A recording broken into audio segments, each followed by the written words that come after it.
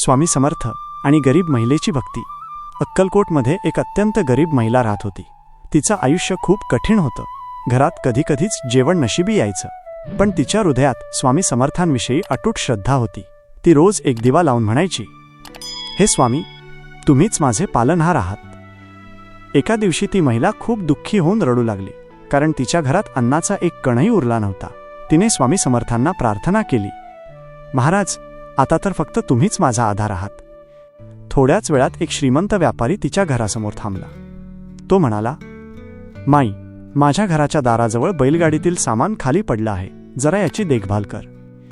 जेव्हा व्यापारी परत आला तेव्हा तो महिलेला म्हणाला, माई, हे सामान तुझ्यासाठी आहे. मला स्वामी समर्थांनी स्वप्नात सांगितलं की हे धान्य आणि वस्त्र तुला द्यावं. महिलेच्या डोळ्यांतून अश्रू वाहू लागले. ती म्हणाली, स्वामी समर्थ आपल्या भक्तांना कधीच उपाशी ठेवत नाहीत.